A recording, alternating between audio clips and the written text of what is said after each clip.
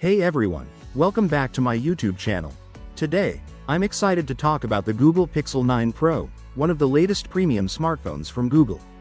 It's got some impressive hardware, an excellent camera system, and a design that definitely stands out compared to previous models. If you're a fan of taking high-quality photos or just want a phone that feels premium, this one might catch your attention. Let's start with the hardware. The Pixel 9 Pro looks and feels fantastic. Google has made a big improvement here. In the past, Pixels were known for being great devices, but they often used lower-cost materials compared to competitors like Samsung and Apple. This year, Google stepped up its game. The Pixel 9 Pro feels sturdy, with an aluminum and glass build that gives it a nice weight and solid feel in hand. The phone doesn't feel cheap at all, and honestly, it could easily be mistaken for a top-tier Samsung Galaxy S phone when you're holding it. The screen is also gorgeous. The Pixel 9 Pro comes with a 6.3-inch OLED display, while the Pro XL has a larger 6.8-inch screen. Both displays are sharp and vibrant, and they perform well in all lighting conditions, including outdoors. The smaller Pro has a pixel density of 495 ppi, while the Pro XL dips slightly to 486 ppi, but both are protected by Corning Gorilla Glass Victus 2, making them pretty durable. And get this, they can reach a peak brightness of 3000 nits, so using your phone outside on a sunny day shouldn't be an issue at all. Speaking of the back of the phone, the camera visor, which is a signature design feature of the Pixel series, has been updated. This year, it no longer spans the entire width of the phone, which gives it a cleaner, more streamlined look. I personally love the change. It feels more modern, and while it's a small aesthetic tweak, I think it's a nice one. Now let's talk about performance. The Pixel 9 Pro comes with Google's Tensor G4 processor, 16 GB of RAM, and a 4700 mAh battery. The Pro XL has a slightly larger 5060 mAh battery to power its bigger display. While the Tensor G4 isn't as powerful as Qualcomm's Snapdragon chips, it still delivers a smooth and snappy experience for most tasks. I've tested a bunch of apps, played a few games, and watched a lot of videos on this device, and everything has run smoothly. For most people, this phone has more than enough power to handle their day-to-day needs. However, if you're a heavy gamer or push your phone to its limits with demanding apps, you might notice that the Tensor chip doesn't quite match the top-tier performance of Snapdragon processors. Battery life has been solid so far. I've only had the Pixel 9 Pro for a few weeks, but I've been able to get through a full day of normal use without needing to charge it. The 45W charging speed means you can juice it up pretty quickly if you need to, although it's not the fastest charging on the market compared to some other brands. Where the Pixel 9 Pro really shines is in the camera department. Google has always been known for producing some of the best camera phones, and the Pixel 9 Pro keeps that tradition alive. It comes with a 50 megapixels main camera, a 48 megapixels ultrawide camera, and a 48 megapixels telephoto camera with 5x optical zoom. The front-facing camera is a whopping 42 megapixels, which is perfect for taking detailed selfies or for video calls. I had the chance to test the Pixel 9 Pro's camera while on a kayaking trip, and it blew me away.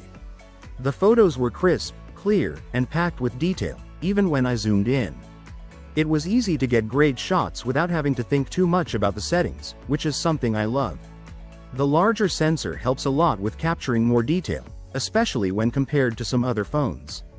If you're into recording videos, the Pixel 9 Pro can shoot up to 8K video at 30 frames per second, which is pretty impressive. Most people probably won't need to record in 8K, but it's nice to have the option. It can also record in 4K and 1080p, both at 60 FPS. However, if you're coming from a Pixel 8 or Pixel 8 Pro, you might not see a huge improvement in camera quality. The Pixel 9 Pro is an upgrade, but it's not a massive leap. If you're using an older Pixel 6 or something similar, though, this is a significant improvement. One thing to keep in mind is the price.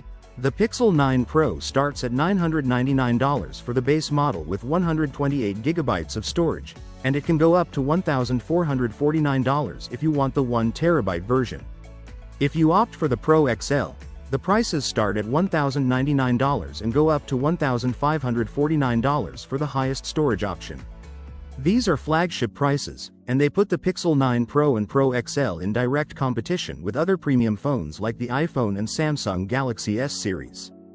Now, let's talk about the software. The Pixel 9 Pro runs on Android 14, and Google has packed a lot of AI features into the device. Some of these AI features are cool and useful, like the photo editing tools that help you remove unwanted objects from your pictures or adjust the lighting after the fact.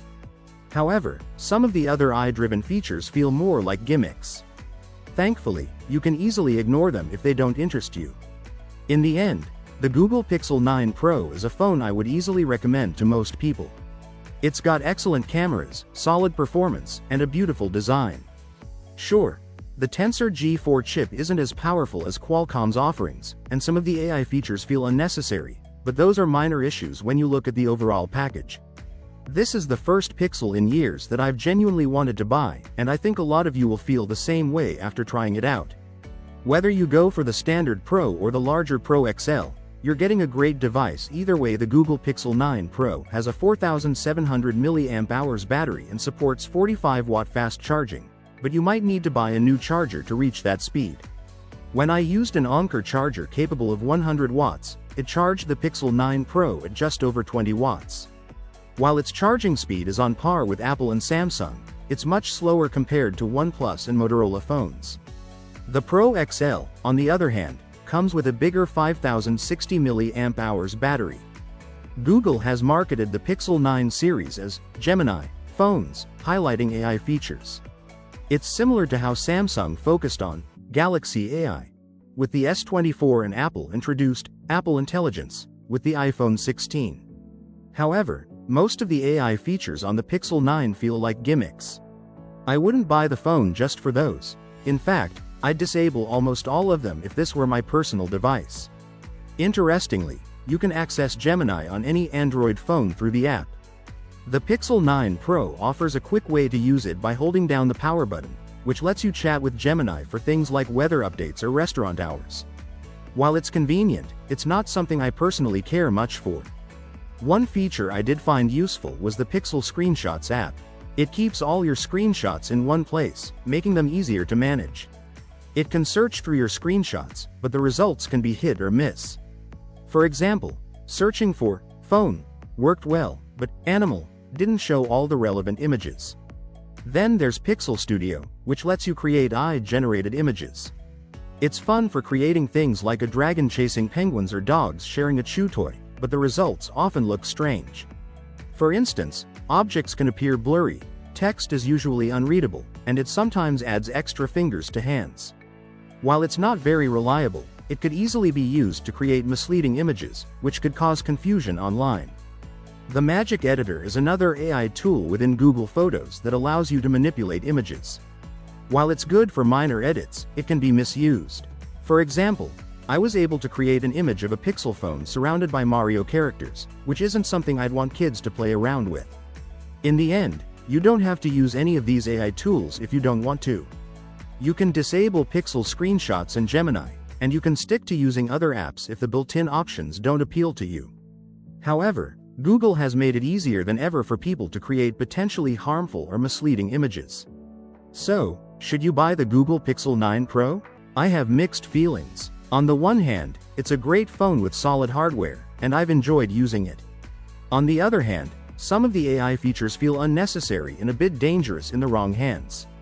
If you ignore the AI features, you're left with a fantastic phone. But I wouldn't buy it just for Gemini.